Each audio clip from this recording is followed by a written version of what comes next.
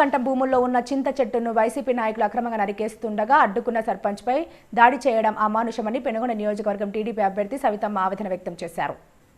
సత్యసాయి జిల్లా పెనుగొండ నియోజకవర్గం రొద్దం మండలం బీతినపల్లి గ్రామంలో నిబంధనలు ధిక్కరించి చెట్టు కొట్టడాన్ని అడ్డుకోబోయిన తెలుగుదేశం పార్టీ సర్పంచ్ మంజుపై దాడికి వైకాపా వారు దాడికి పాల్పడ్డారు. దాడిలో గాయపడిన చికిత్స కోసం ఆసుపత్రికి వెళ్తుండగా మళ్లీ దాడి చేశారు. అనంతరం పెనుగొండ ప్రభుత్వ ఆసుపత్రిలో చికిత్స పొందుతుండగా సవితమ్మ అక్కడికి వెళ్లి సర్పంచ్ మంజును పరామర్శించారు. అనంతరం ఆమె మీడియాతో మాట్లాడారు.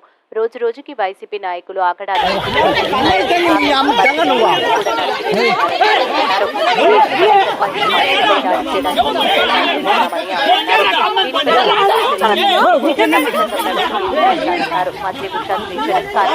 నాయకులను రెచ్చగొట్టడం మానుకోవాలని, లేకుంటే భవిష్యత్తులో తీవ్ర పరిణామాలు ఎదుర్కోవాల్సి వస్తుందని ఆమె హెచ్చరించారు.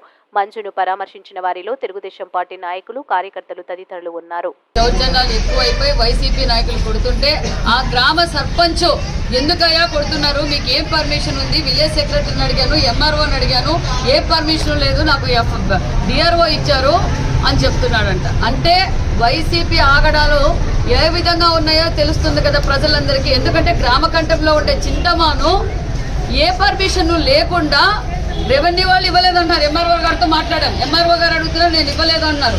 గ్రామ సెక్రటరీని అడిగితే ఇవ్వలేదంటారు. కానీ ఫారెస్ట్ ఆఫీస్ ఏమంటారు, నాకు వాళ్ళు ఇచ్చారంటున్నారు. గ్రామకంఠంలో ఉండే భూమి ఎవరు ఇచ్చే కానే కాదు. ఆ చింతమాను కొట్టేసి వైసీపీ నాయకులు కబ్జా చేయడానికి మొదలు పెట్టారు. అంటే ఇక్కడ ఏం జరుగుతుందంటే ఒక పక్క మీడియా విలేకరులు కొడతారు వైసీపీ నాయకులు, ఒక పక్క ఏమో మంత్రి ఏమో వాలంటీర్లు బెదిరించి మీరు కండువాలు వేయించకపోతే మీకు ఉద్యోగాలు పోతాయంటుంది, లేకపోతే హౌస్ పట్టా ఇప్పిస్తాం మీరు ఇకపోతాయని చెప్తుంది. ఏ విధంగా దౌర్జన్యాలు మొదలైనాయో చూడండి. ఎందుకంటే శంకరనారాయణనే భరించేది బరువు అంటే ఇప్పుడు ఈ ఉషశ్రీ చరణ్ రెచ్చగొట్టడం వల్లే వైసీపీ నాయకులు ఈ విధంగా రెచ్చిపోతున్నారు. ఖబర్దార్ మేము చెప్తున్నది వినండి. లాస్ట్ కి గ్రామకంఠ భూములు కూడా కబ్జాలు చేస్తున్నంటే ప్రజలారా అందరూ గుర్తుంచుకోండి. రేపు పొద్దున మళ్ళీ వైసీపీ ప్రభుత్వమే వస్తే మీ సొంత భూములు కూడా లాక్కోవడానికి సిద్ధమవుతున్నారు.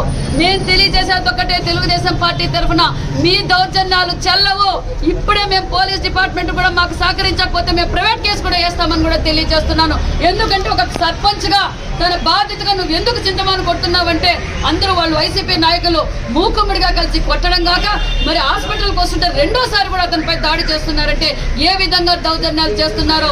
రాష్ట్ర వ్యాప్తంగా వైసీపీ నాయకులు కబ్జాలు చేయడం, తెలుగుదేశం వాళ్ళని ప్రజలందరినీ బెదిరిస్తున్నారు. మేమెవరు భయపడం బెదరమని కూడా తెలియజేస్తున్నాం. మేడం ఉషశ్రీ గారు, మీరు ఎంత రెచ్చగొడితే అది మీకే సమస్య అని కూడా మేము తెలియజేస్తున్నాం. ఎందుకంటే నీ డ్రామాలు, నీ రెచ్చగొడుతనాలు ఇడిచిపెట్టి ప్రజా సమస్యలు పరిష్కరించండి. వాలంటరీ వ్యవస్థను అడ్డం పెట్టుకొని బెదిరించడం కాదు. మీరు సచివాలయం లేకపోయి ఏం చేస్తున్నారో కూడా మాకు అందరికీ తెలుసు.